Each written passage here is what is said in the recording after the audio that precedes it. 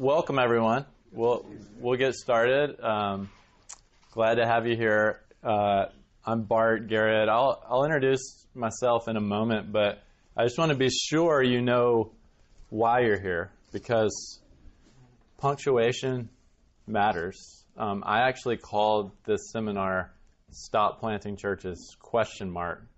But it showed up "Stop Planting Churches!" ! I'm serious. So this is a "Stop Planting Churches?" ? Conversation. If you're here for the "Stop Planting Churches!" ! Then maybe we could have a drink tonight and talk more about that. So I would love to make this really conversational. In fact, I'm tempted to have us change all the chairs around, but I won't make you do that and get in a circle. But principally because what I want to do here is not lecture, but just interact with two works that probably would remain unread unless someone in a seminar setting interacted with them, because I think they're both crucially important to this conversation around church planting. That said, I want this to feel like a conversation so that you're actually getting what you came here for, whether that's a concern you have, a question you'd like to raise, a particular topic of interest with respect to church planting. So what I'd love to do to make that happen is to just introduce ourselves, name, city, what brought us to this breakout, and or one question you have or one thing you'd like to walk away with from our time together. And I'm going to actually jot these down too, just so I can be sure to stick to them in the conversation. So any extroverts that don't mind going first, introducing themselves? All right, in the back. My name is Matt. I'm from Seattle, and I thought it had an exclamation point, so I'll hopefully be quiet. All right, yeah. So most of my interest lies in church renewal. Church renewal, okay. Yeah. All right. Next. We don't have to go in order, so. I'm Norm from Vancouver, pastor and a planter there. Planted a few churches and want to plant more. So this topic is, okay. I actually liked your title too. It intrigued me. So it got me here in terms of what you're addressing. Okay. So that's one of your. All right.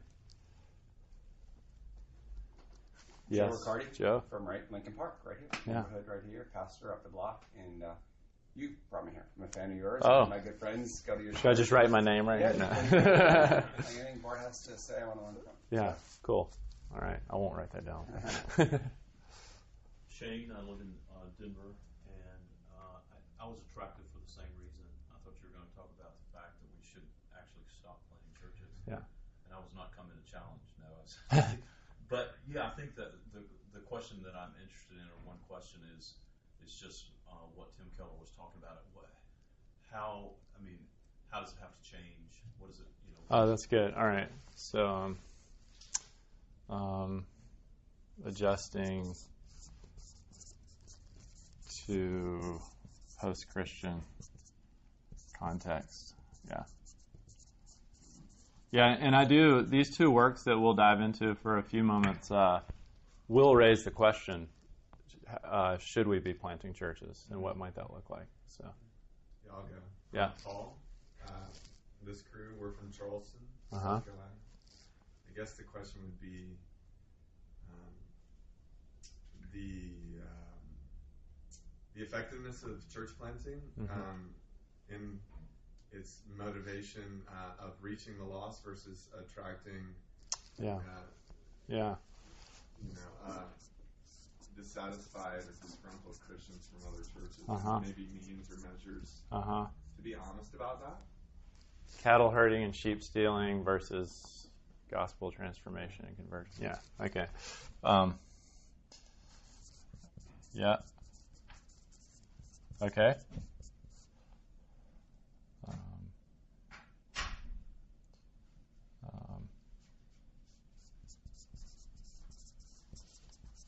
All right, go ahead, whoever would like to. I'm Nate from Madison. I'll say ditto to those. I don't Okay. need to add. Okay.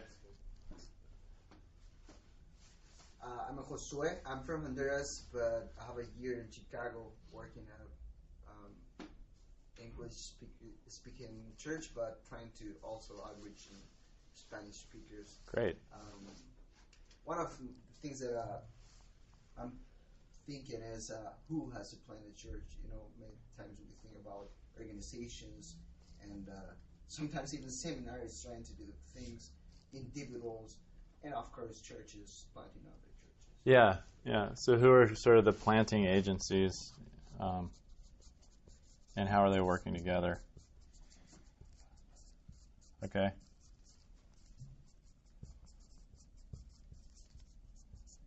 Next.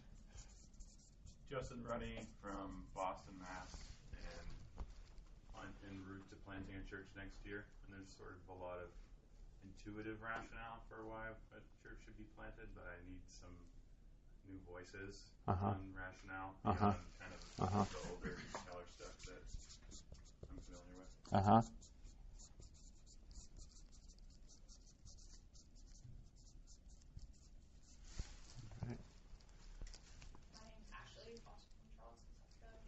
I'm curious to know if there's a strategic plan for church planting from a macro perspective, trickling down into a micro.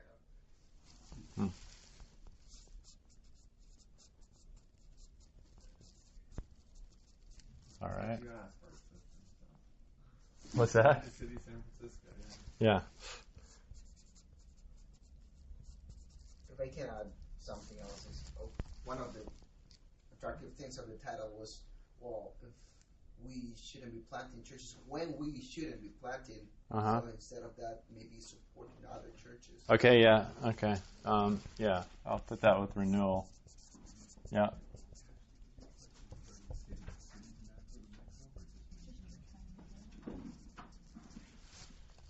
Yes. I'm Vernell Packman, formerly from Oakland. Oh, sweet. Yes, and Why'd you leave?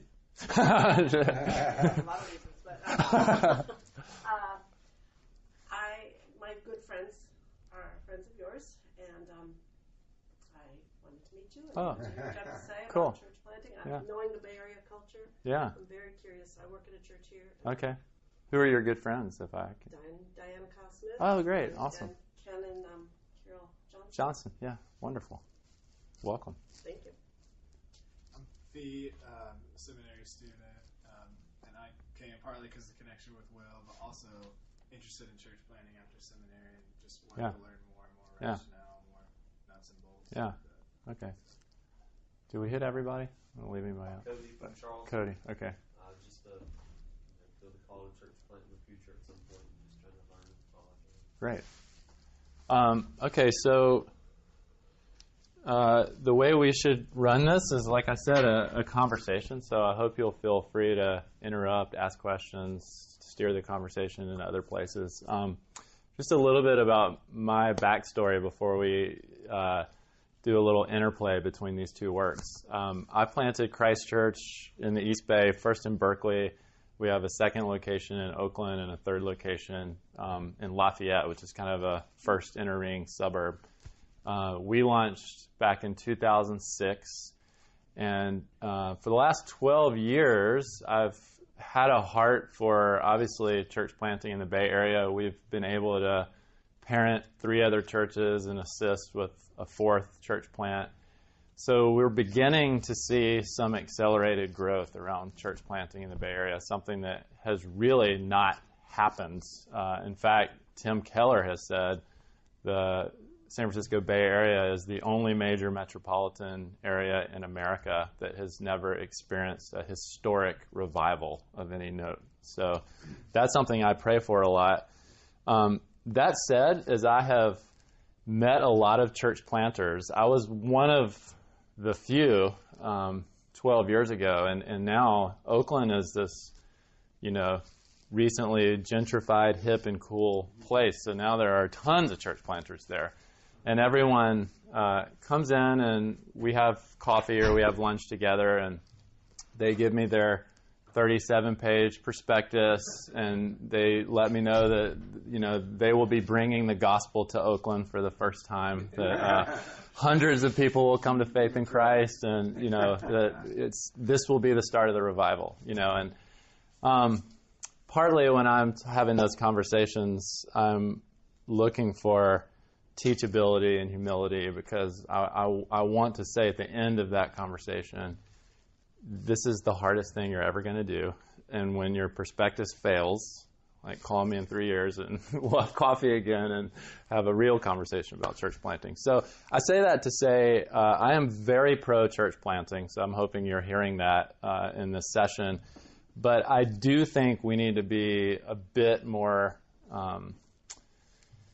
informed and discerning when it comes to how we're planting churches. And that's why I think these two works are super important. A little bit about me: I'm not an academic, but I do like really dense books, and I'm slow, so I need to read them multiple times to have them actually sink in, which it has been said that I can help make complicated things simple.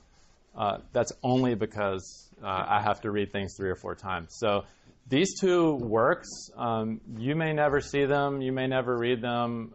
If you're a reader and a student of church planting, I would highly suggest you make the time to work through them. One of them is entitled Church Planting in the Secular West. Has anyone read that by chance? Okay. The second one is actually the Pine Tops Foundation's Great Opportunity, the American Church in 2050. It's about a 300-page prospectus that the Pine Tops Foundation spent 10 years working on, data mining and doing a lot of theological and pragmatic reflection on what church planting might look like in North America in the next 30 years. So I'm doing what G.K. Chesterton would have us do. That's keep paradoxes furiously opposite.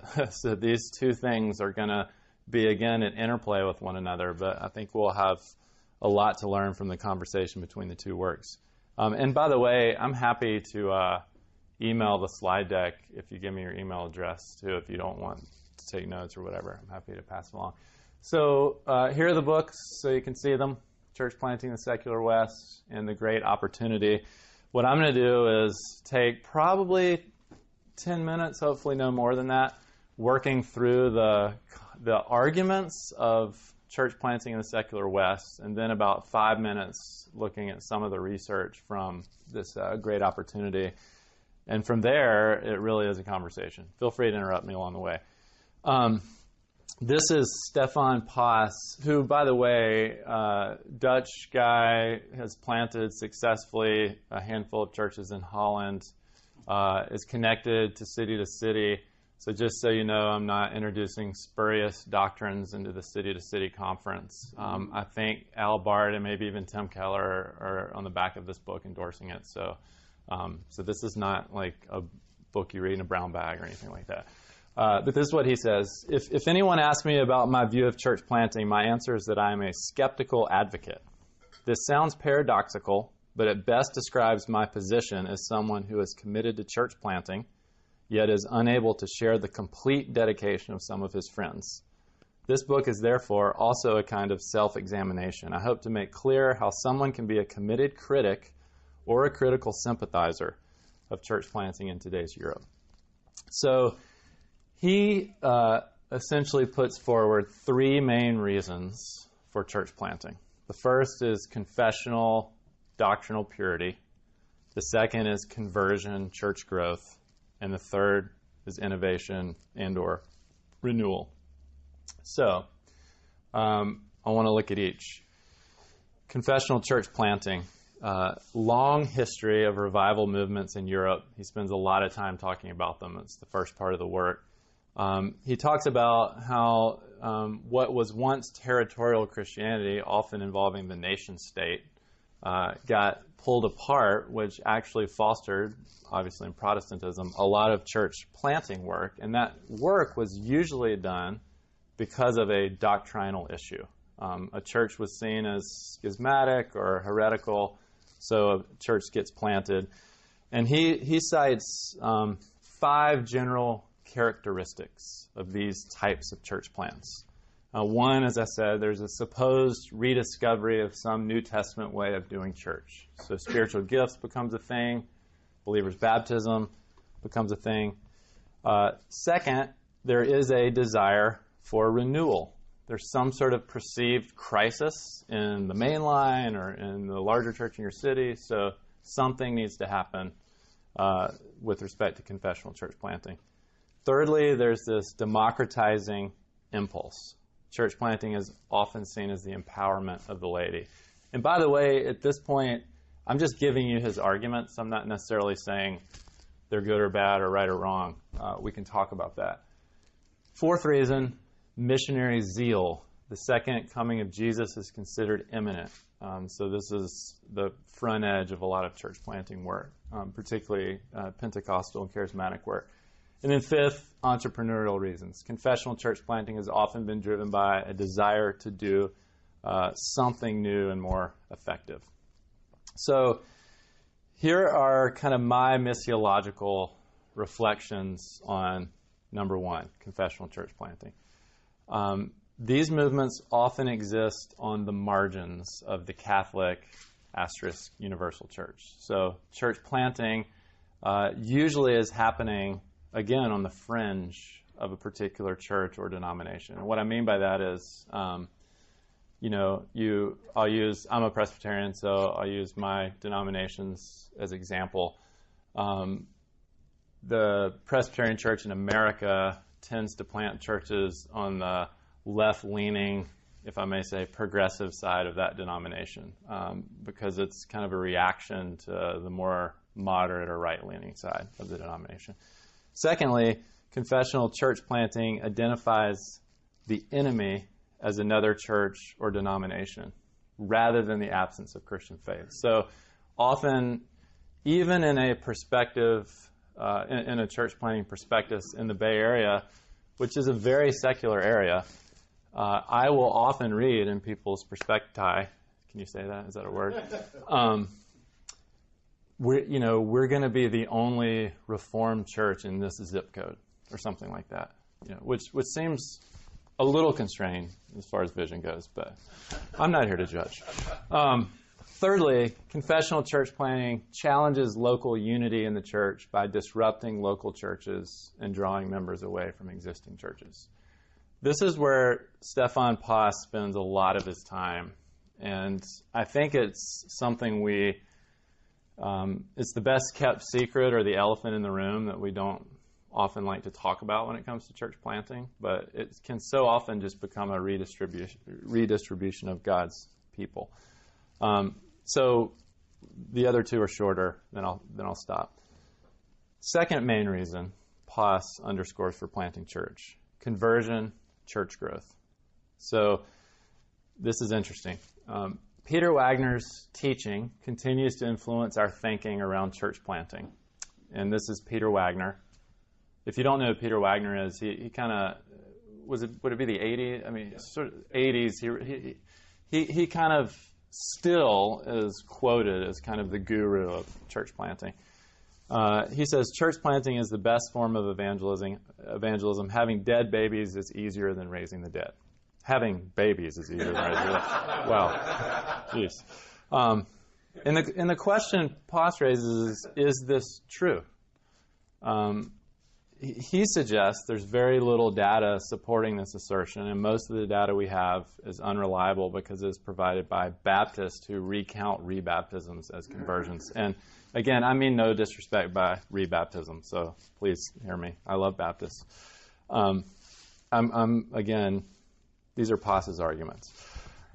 He says there's limited evidence emerging among free churches in Holland and Germany that supports the idea that church plants attract unchurched people, but it is an extremely small sample size, and the growth in those church plants does not surpass the number of people who are leaving the church. And then that's another portion of the book that has a ton of data. So buckle up if you're going to read it. So here's my missiological reflection here. While it is impossible to say that church planting promotes church growth, there are examples of individual church plants experiencing growth. This may happen for a number of reasons. New churches are usually started in desirable locations to which new people are relocating. Demographic shifts may be good reasons for planting new churches. For many reasons, including the need to build a sustaining congregation Church plants are better at doing evangelism than existing churches. That's another way of saying if you don't want to die, you better convert people or bring people into your church, right? Church plants may also grow because better leaders are attracted to church planting. When asked what they would have done besides pastoring, this is interesting, this is POS. Pastors of older churches most often say they would have been a teacher. Church planters say they would have been entrepreneurs. So there's a particular kind of leader that your typical church planter is attracting in church planting. Can I ask a question? Yeah, please. The title of the book? Yes. Where does that title come from? You said he's Dutch planter, right? Yes, church planting in the secular West. Yeah, where's that title? What does he... when I think secular West, I think, West Coast of North America. He's thinking Western Europe. Just Western civilization, like the secularizing. This would be coming out of, like Keller was talking about Charles Taylor last night in his talk, A Secular Age. So no doubt POS is just referring to the philosophical shift of Western civilization. And then thirdly, innovation and renewal. And almost done here. Church planting is about the promotion of new ideas. Huge cultural shifts have marginalized the Christian faith in the West, so there you go, and increased both institutional and individual secularity. Planting is about trial and error in a new missionary context. Now, this is what I want you to dial into. This is where POS builds his strongest arguments for church planting.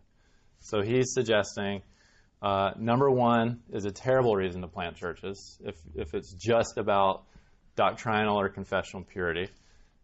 Number two, conversion and church growth is a very good reason to plant churches, but are we sure that the data suggests that this is actually happening? Number three is the best reason to plant churches. What's problematic, I would say, with number three is that most of our sending agencies and denominations don't give us enough runway to allow the organic development of innovation and renewal to actually take place. It takes a lot of time. I mean, if someone says to you, I'd like to fund this work for 20 years, we would say, thank you, and we probably plant a great church based on POS's perceptions of what the church could look like. So a couple words there. Innovation demanded by church planting is driven by the desire to build sustainable congregations. It's often the case that innovating congregations bring new gifts to a city and may lead to renewal in other congregations. The best way to renew an older congregation is to often have that church plant a new church.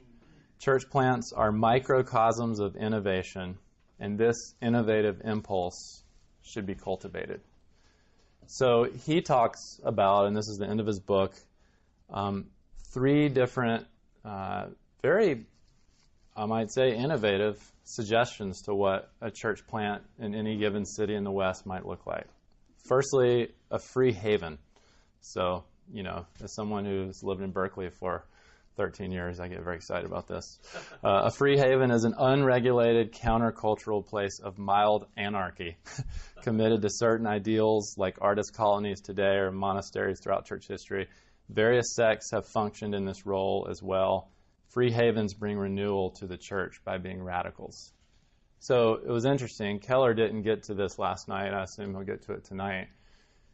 But, he was talking about, I think he mentioned reconstituting catechesis or anti-catechesis. I forget it.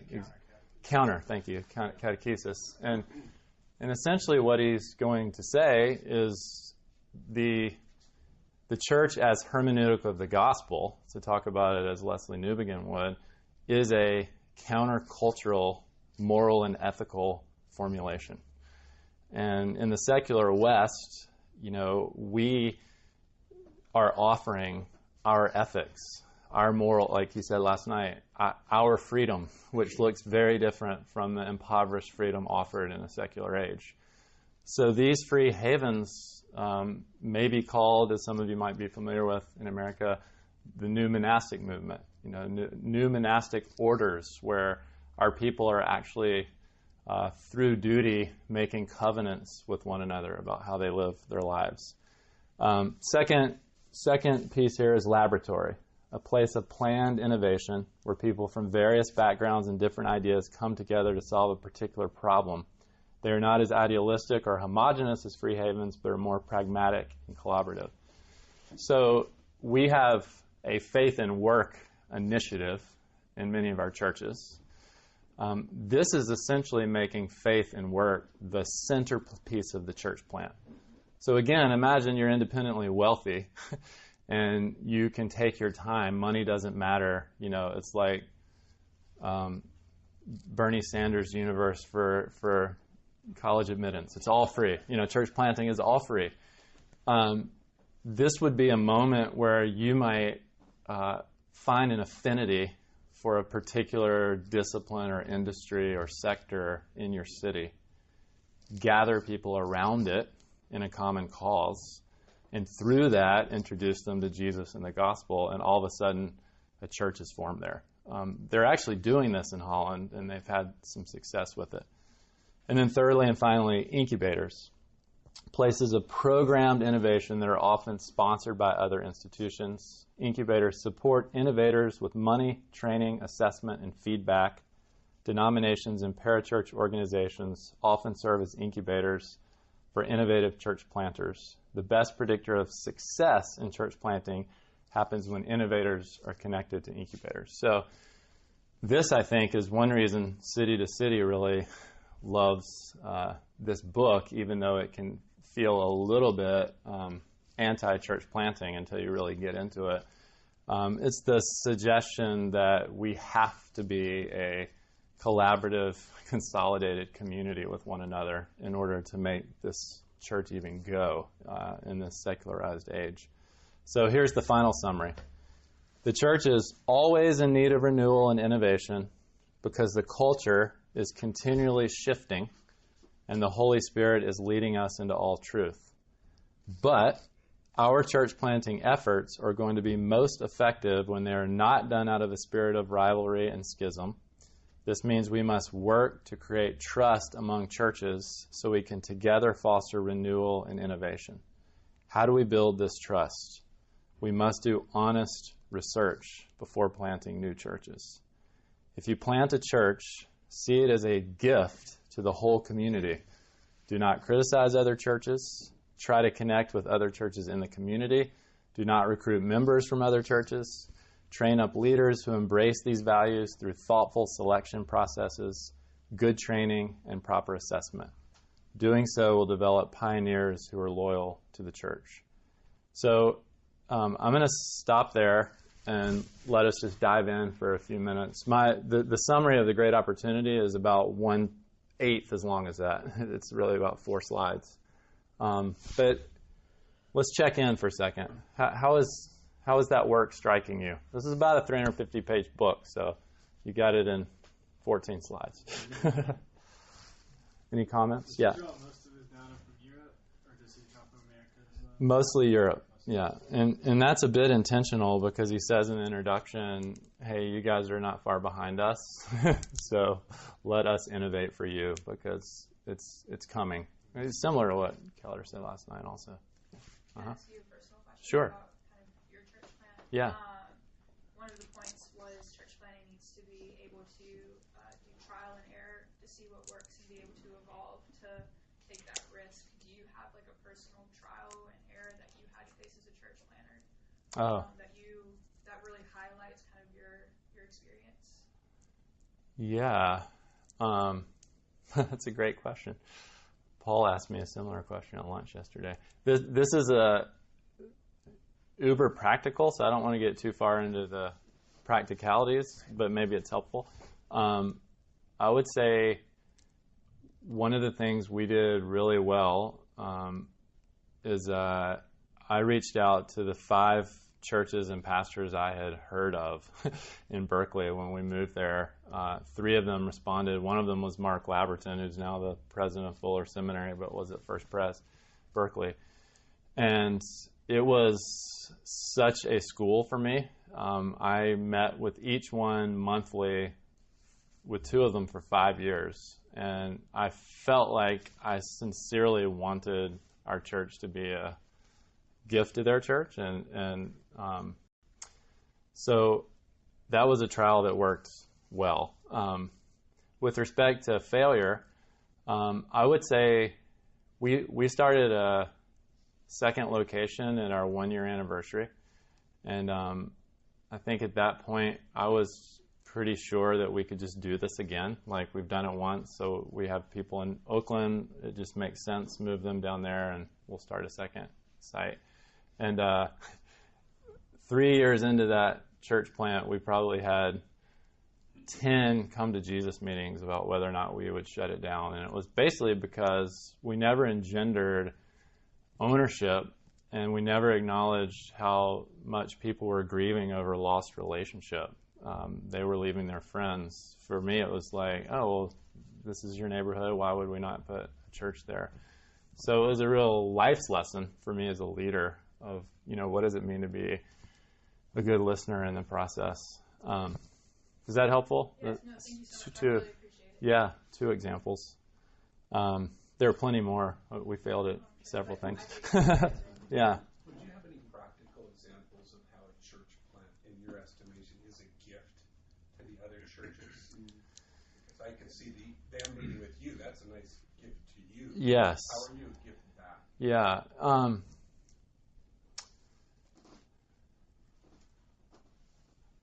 Practical examples that come to mind. One, well, all of our cities are different. So where we are, there really are no mega churches. There are a couple in San Francisco, but there really is no mega church in Berkeley. And there's a historically black church in Oakland that I would call a mega church, but outside of that, there just are smaller churches. So I think the fabric of involvement with one another happens very naturally. So there's a nonprofit that connects churches to local social service providers, and I feel like we've been a real gift to one another, cooperating in how we think about mercy, justice, and peace is one example. We're now in a shared youth group scenario with 3 other churches that none of us are large enough to foster a student ministry. But collectively, we're able to do that in a partnership with Young Life. So I think part of the gifting is finding churches that aren't sizable and create their own wakes and orbits, like many mega churches might, and being stronger together. But it takes a lot of relational capital, that's for sure. Can I speak into that? Sure. So Yeah. the church that I work at, we work with our community, and we have a MOPS group, which is Mothers of Preschoolers, and we draw from other churches. Another church that we work with has a great grief group, which we don't have. We do divorce and separation recovery, and we draw from various churches. We have a Wounded Hearts group for sexually abused women that none of the other churches have. And it's that kind of it's part of my job is actually to communicate with the various churches, see what they're doing, and then say, well, we've got somebody here who wants to start something. So we've got a men's group now that started mostly dealing with pornography, and very confidential. And we share these resources back and forth and say, okay, this is what we can offer. Bring your people, and we do that with churches up to 15 miles away. Yeah. That's great. The examples or even examples in the room, like he talks about 3 kind of applications in that third point of kind of free range, freestyle, radical thinking, innovation, and incubation. Maybe some of the cutting edge church planters that you know of, or even people in this room using entrepreneurship or space to serve the city. Yep. Just curious and we do that. Like, I'm not sure it fully is working. Well, say what you do, because I think it's a great example. We're here to learn. So, inspired by kind of the gospel ecosystem model that I heard Keller teach about 10 years ago, we have set up our space. So we're in Charleston, South Carolina, in a new urbanization area. Space is a precious commodity, super expensive. There are no old buildings where we're at. And so we actually set up our space, which is very expensive, to be a city-centric co-working and meeting space for the city. And so, and then our church actually meets and gathers in that space. And I think when we did it, we launched it 3 years ago. We didn't have any other church planning group to follow, and so I worked with Mark Reynolds to kind of frame it up. And I think we've had measured success with it. The key economic leaders and engines in our city meet there. We've had 150 or so organizations meet in our space. Kind of church. Free of charge? Nope. No, it's set up as kind of an entrepreneurial hub and a startup kind of incubator. So big presence in the tech sector. And so it is a space that's seen as like a key space for the city. So like the Regional Development Alliance, the state of South Carolina, senators, we've had people meet in there. So we have two sides to the space. There's a co-working side, and then we have different meeting rooms that, big TVs, whiteboards. The co-working side, $200 a month per head to work out of our space in lieu of a home office or in lieu of your own office.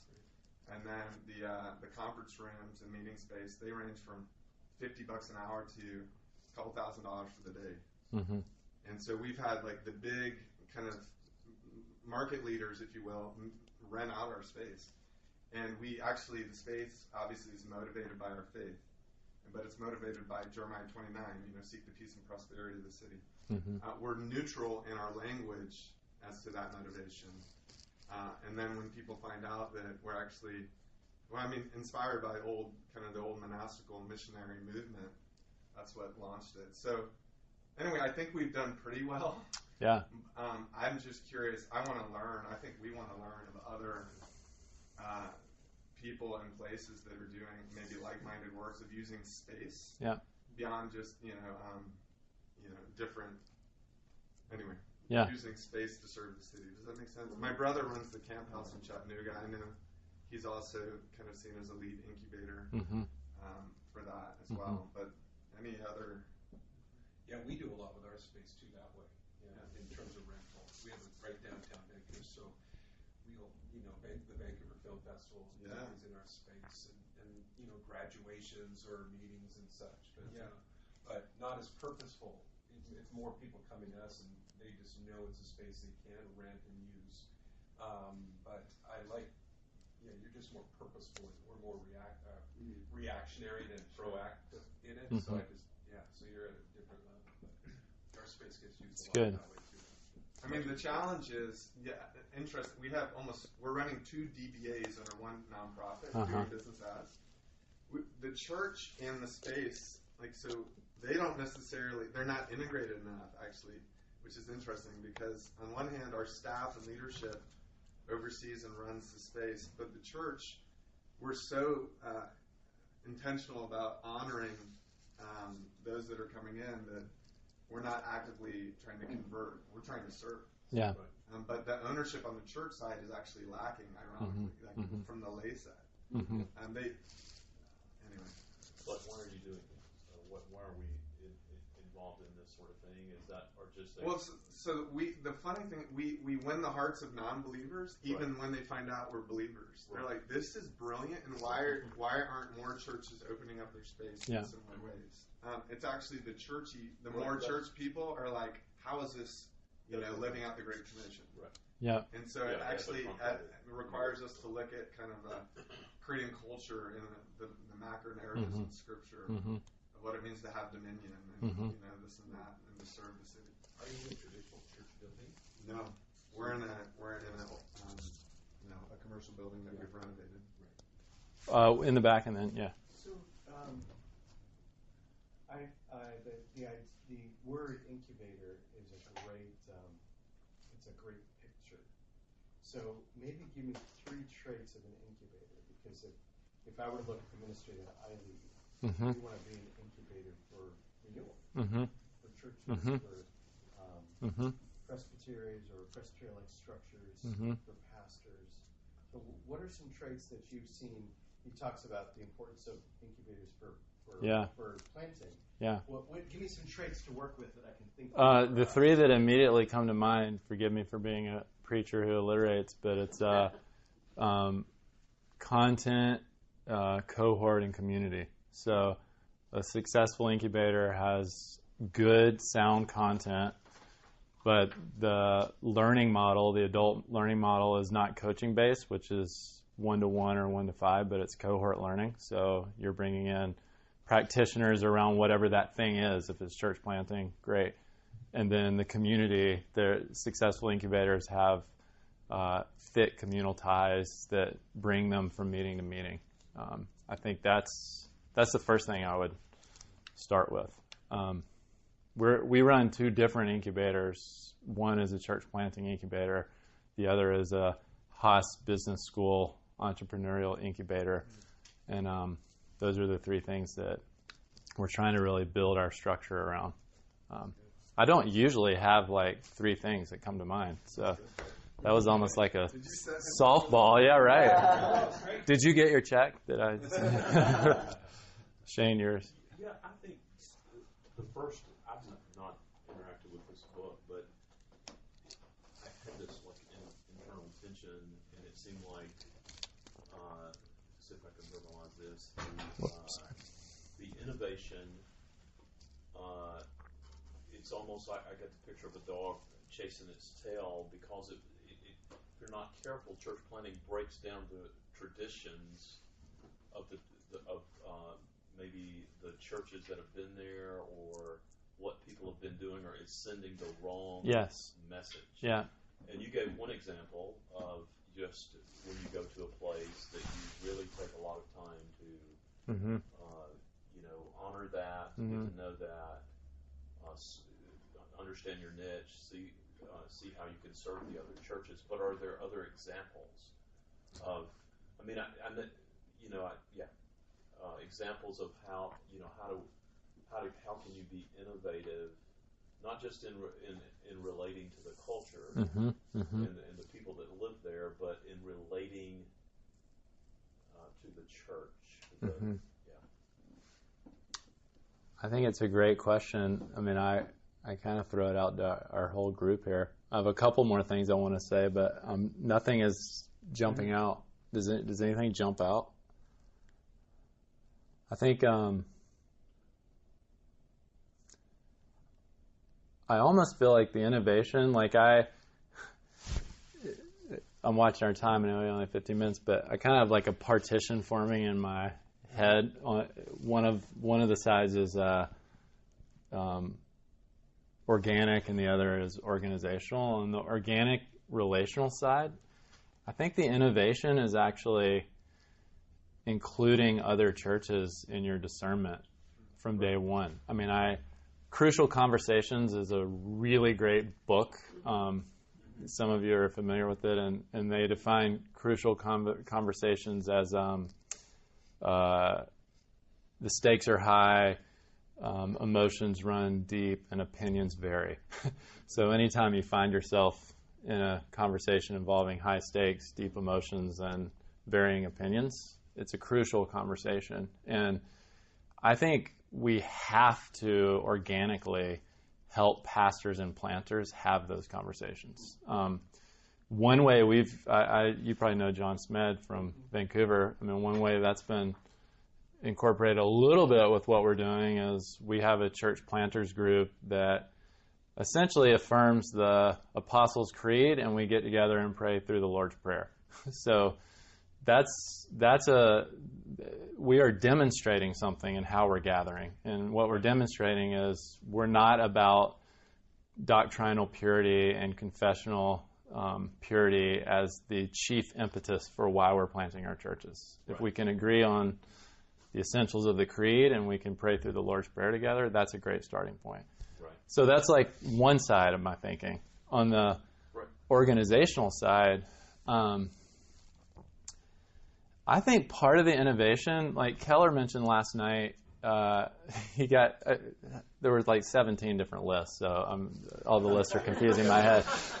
But he talked about freedom, justice, beauty, and something else. But the point he was making was part of apologetics in our identity, thank you, in our culture is not only answering people's questions about Christianity, but questioning people's answers. And their answers in a secular age are fairly flimsy. I mean, people's adherence to justice breaks down fairly quickly. People's grounding of their identity breaks down fairly quickly. And I feel like part of the organizational or institutional innovation might be back to what Paul was saying about entrepreneurial spaces, gathering people around their cause, their vocational cause that they're giving their energies and their very lives to, and fostering and cultivating that environment for them in the safe space of a church. I mean, to church renewal, if you have a building, you're already like way along the way in doing something like this. But as those relationships develop, like helping people recognize that their like meta narratives around what they're doing are pretty flimsy. And Christianity actually has something to offer them. Yeah, Good, Justin. Yeah. I did have a question, maybe particularly for you with the co-working space. Paul, do you want the mic? You just come. Well, part of me I'm is totally kidding. curious, like being in Boston, church is, we still have an institutional memory of church. There's not a present day desire to go to church. But I'm wondering, there's a guy in town who's thought about doing this co-working space idea. One of the problems is that Boston has so many co-working space places that like you don't need, the market doesn't need another one. So that's no longer innovative for a church to do that.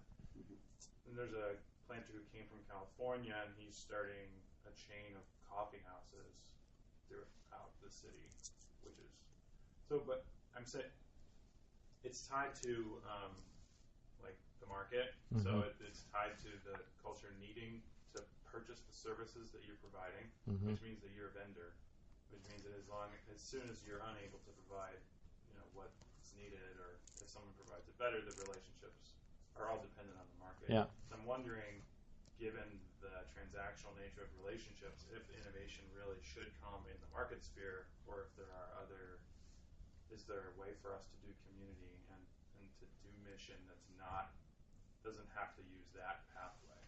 Absolutely. You know what I'm saying? Yeah. Can I jump in? Yeah, right. Say, I mean, government if comes to you're a mind church immediately. planter in the room, know yourself. Yeah. The best indicator of future performance is past behavior. So have people that really will speak truth into you. Like, what have you launched, created, this and that, and then know your city and sector of the city, and how do you enter into that sector and bring Jesus and the incarnational gospel to that specific. Copycatting, I think, is going to go by the wayside, and leads to a lot of hurt church planners and families. Can I say something? Yeah. So our co-working. Hey, we said conversation, so this is good. Sorry. It's just getting going, and we have 8 minutes left. So the co-working space is also the church. It's in a very specific, localized neighborhood area of our city, and there was a need for a co-working space / church in that area. And so we were providing a service that was needed there, like what you're saying. There's all these co-working spaces and coffee shops that are popping up. I think you have to do kind of what Paul was saying, find your kind of neighborhood and your area, and where is there a need with that? Because if you're just looking at the greater Boston area, Boston's huge. So I think we have to pick our places and find what the need is in that area of the city, and then address it accordingly of what that service is to be able to serve the city in that way that works with innovation. Can you say what you're doing with the refugees, by the way? Yes, I can. Quickly, you took the words right out of my mouth. I'm so glad you did. I think part of that, we're very skittish of working with local governments, but that's where a lot of the, asset evaluation and allocation happens. And I was reading Patrick Deneen's Why Liberalism Failed on the plane flying over here, and then Keller mentioned it last night. So usually I don't read books until he mentions them, but I happened to. And I gave this to my dad, who I'm quite sure voted for Donald Trump. He lives in the state of Alabama, and I told him, and he's very thoughtful politically, but I was like, Dad, this book, I mean, we will actually see eye to eye on a lot of things in this book, but so much of the argument is that this sort of person as individual is the deconstruction of the modern liberal project. And so governments no longer have soft spaces or organic communities that buffer their legislation. There are only individuals. And so I actually think the church has a lot, and I'm speaking to America, Canada may be very different, but I think the church has a lot to offer when there is no longer the bridging and bonding capital, as Robert Putnam puts it, or no longer the great good places, the safe spaces, the third places, as sociologists call them. The church can actually go to the government and say, we can be a soft relational space for you.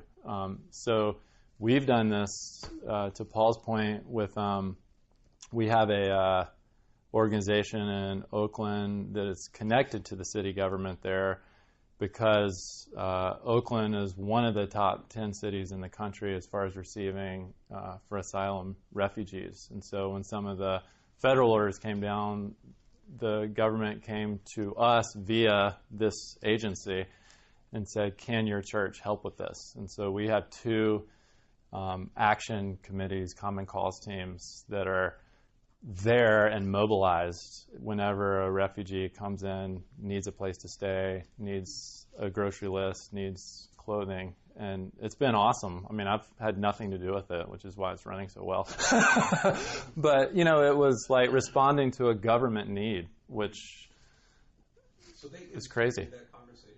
I'm sorry? They instigated the conversation? Through another nonprofit that our church is very connected to. But it was the city of Oakland that reached out. Yeah. Milton Friesen's Halo project in Canada. I mean, I shared with I got to share it with our city councilman from my neighborhood in Denver, as with sitting by the mayor. And what it does is it shows how much money that is given to the local church actually goes into taking care of the neighborhood around. I mean, they have a study; they're actually expending it into the U.S. So I just commend that, because it's that conversation. They were like, really? Yeah. And just like you're pointing out, they're always a little bit or largely skeptical. Is this really going to be about what you're doing? Or you're doing this just to proselytize? Mm-hmm. And we're saying no, we're not doing that. We're here to help the flourishing of the city, and in fact, we're going to call that out of bounds. Yeah. And you're right. That's where a lot of the money is being allocated for what's going on in the very neighborhoods. Yeah. So I'm looking at our time. We're only going to get to the second work by me sharing one of these slides. I'm happy to email you the slide deck. But the great opportunity, if you like large prospecti, again, is really interesting. I mean, they have done a lot of work. I'm going to actually read 2 slides to you. Church planting in the U.S. will need to double to triple from current rates to address population growth and anticipated church closures of older congregations. The American church needs to plant more than 200,000 churches in the next 30 years, and to meet the needs of the unaffiliated, nearly 270,000 churches.